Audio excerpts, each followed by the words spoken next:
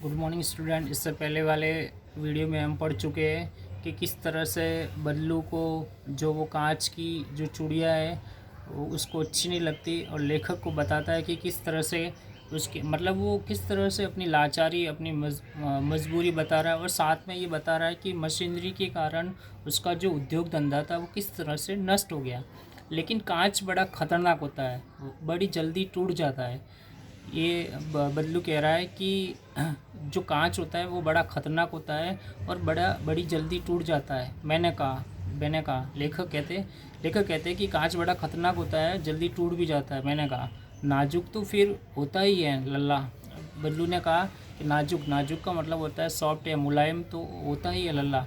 कहते कहते उसे खांसी आ गई। ये कहते कहते उसको अचानक क्या आ जाती है, खांसी आ जाती है। और वह देर तक क्या करता रहा, खांसता रहा, मतलब खांसी करता रहा।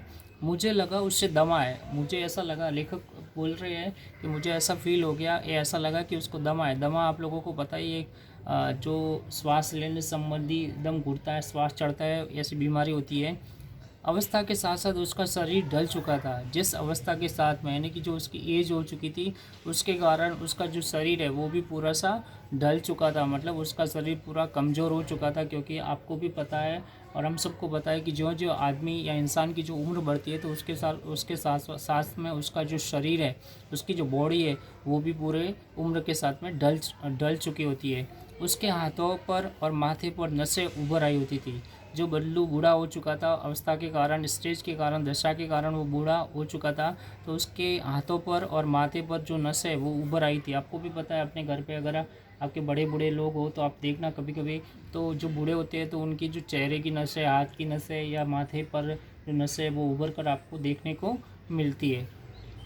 जाने कैसे उसने मेरी शंका भांप ली और बोला, यानी कि जो लेखक रिएक्ट कर रहे थे या उसको देख करके मन ही मन सवाल कर रहे थे, पूछ रहे थे, तो लेखक को जो डाउट था, जो शंका था, जो शक था, वो बल्लू, ऐसा लगा जैसे बल्लू ने उसको भांप लिया, मतलब उसको पहचान लिया, पता कर दिया।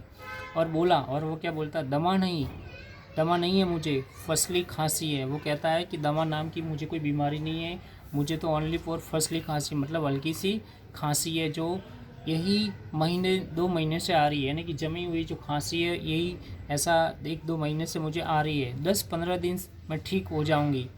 ठीक है, 10-15 दिन में ये जो खांसी है वो मेरी ठीक हो जाएगी। ऐसा किसने कहा, ये बदलू ने कहा। क्योंकि अब बदलू है, उसने पहले से ही सब कुछ भाप लिया था।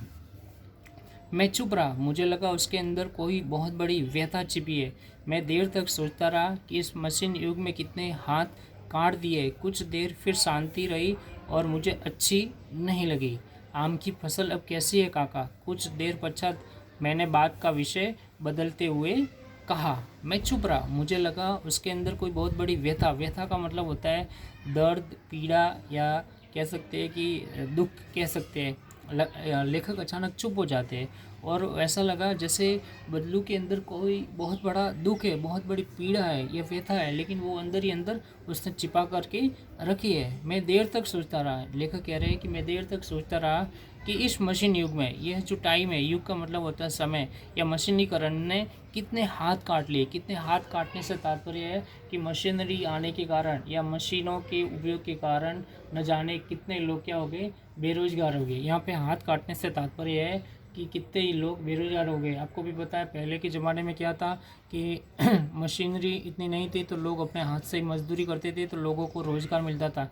लेकिन जैसे जैसे साइंस ने डेवलपमेंट किया, टेक्नोलॉजी आई, तो उससे क्या हो गया, जितने भी बेरोज़गारी बढ़ती गई, क्योंकि मशीनों से काम होने लगा, और मशीनों से काम होने के कारण जितने भी जो लोग हैं वो बेकार होने लगे, बेरोज़गार हो गए, जिससे बेरोज़गारी भी बढ़ने लगी। कुछ देर फिर शांति रही और मुझे अच्छी नहीं लगी। अचानक वो शांत हो जाता है और उसको ये जो शांति थी वो उसको अच्छी नहीं लगी।